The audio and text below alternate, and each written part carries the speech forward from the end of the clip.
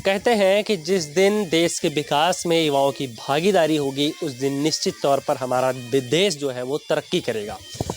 और अब अगर देखा जाए तो चाहे वो गांव की बात ले लीजिए, चाहे शहरों की बात कर ली जाए, कहीं ना कहीं कुछ युवा ऐसे हैं जो देश की तरक्की में अपना हाथ बटा रहे हैं, वो निकल कर सामने आ रहे हैं। कैसे होगा देश का विकास और बच्चों का भविष्य कैसे उज्जवल होगा, इस पर वो काम कर रहे हैं। यहाँ आप देख सकते हैं कंप्यूटर सेंटर है और यहाँ पर जो चलाया जा रहा है कि बहुत ही कम उम्र के लड़के ने शुरुआत की है, पहल की है। मैं आपको लेकर चलता हूँ और अंदर की तस्वीरें मैं आपको दिखाता हूँ।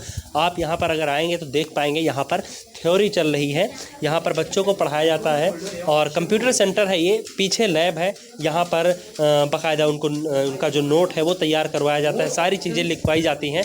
तो यहाँ पहले हम इनसे भैया से बातचीत करें। क्या नाम है आपका? सर मेरा नाम विकास कुमार है। अच्छा, ये सारी चीज़ें जो हैं आप बच्चों को बता रहे हैं, यहाँ पर कौन कौन सी क्लास के बच्चे आते हैं?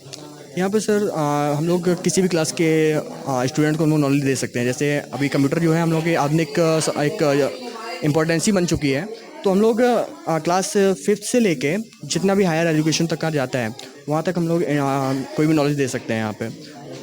क्योंकि हम लोग कोई भी फील्ड हो वहाँ पे हम लोग का कंप्यूटर नेसेसरी हो गया है, तो इसीलिए यहाँ पे हम लोग जो नॉलेज देते हैं वो किसी भी एज के स्टूडेंट को मिलनी चाहिए। तो ये काम आप फुल टाइम करते हैं या पार्ट टाइम करते हैं? अभी करंटली हम पार्ट टाइम जॉब कर रहे हैं यहाँ पे। यस। तो ये कैसे, मतलब और बाकी टाइम में आप क्या करते हैं? अपना काम पढ़ाई करते हैं, जॉब करते हैं, क्या करते हैं? करंटली हम स्टूडेंट हैं आपासाद इंस्टीट्यूट ऑफ टेक्नोलॉजी में, और यहाँ पर हम अपना साइड में जो टाइम बच जाता है वो हम यहाँ स्टूडेंट के साथ बिताने की कोशिश करते हैं। समझ में आता है आप लोगों को जो भी सर पढ़ाते हैं? Yes sir. अच्छा, चलिए बहुत अच्छी बात है। और यहाँ हम अब बातचीत करते हैं, ये जो कंप्यूटर सेंटर की है ये लैब है। यहाँ आप देख सकते हैं बच्चे बैठे हुए हैं और बाकायदा जो चीज़ें हैं वो उनको बताई जा रही हैं। कंप्यूटर के भाग कौन कौन से होते हैं, इसमें पार्ट कौन कौन से होते हैं, इसको चलाया कैसे जाता है, ऑपरेट कैसे किया जाता है, और ये सब कुछ संभव हो पाया है विशाल के चलते। तो मैं बातचीत करना चाहूँगा विशाल से और मैं जानना चाहूँगा कि इसकी शुरुआत कैसे हुई।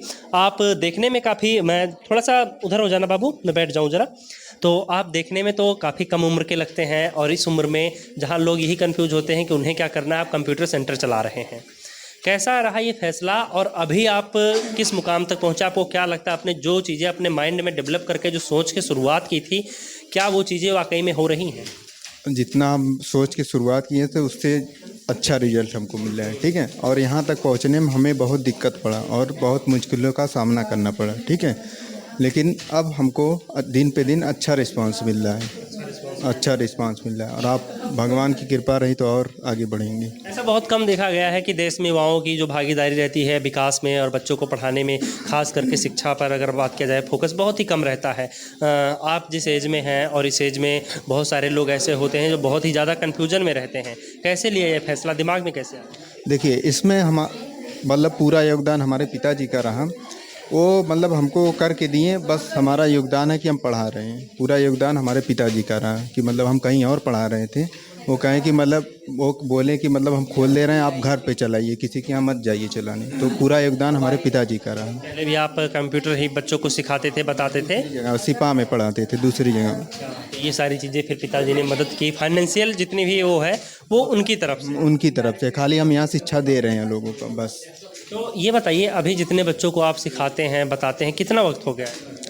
अभी यहाँ पे मतलब हमको 2 साल हो गया है, बट अपने यहाँ जब खोले हैं 3 महीने हुआ अभी। अच्छा, यहाँ पर खोले 3 महीने हुए हैं, तो एक बहुत ही अच्छी पहल है। और ये बताइए कि आपने बताया कि 2 साल हो गए हैं पिछले के, अगर बात की जाए तो कितना अच्छा रिस्पांस रहा है लोगों का जब वो आपसे मिलते हैं? क्या बताते हैं जितने भी हैं यहाँ पे बच्चे जो 12th में जाते होंगे, 11th में, और उनको और सारी चीज़ें जब पता चलती होंगी, उन्हें अपना खुद का कोई काम करना होता हो तो सारी चीज़ें वो कर लेते होंगे?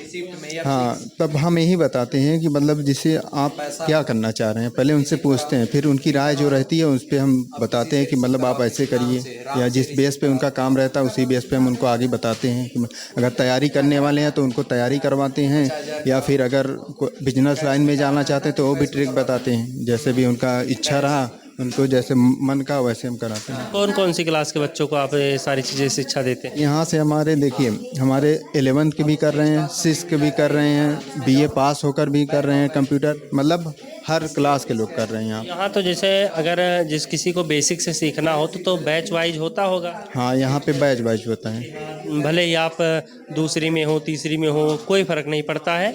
आपको अगर बेसिक नॉलेज लेनी है तो आपको जब भी बैच की जो शुरुआत होगी, प्रारंभ होगा, तब आपको एडमिशन लेना है। तब उनका एडमिशन होगा। जिस जैसे जैसे बैच चालू होता है वैसे बैच बनता जाता है, उसी हिसाब से चलता है। फीस उस कितनी आप चार्ज करते हैं? फीस हमारे यहाँ देखिए जो ADCA का है 4500 रुपये है। अगर हम कोई ADCA के साथ CCC करता है तो हम फ्री कर देते हैं उसका CCC। बहुत बहुत धन्यवाद आपका।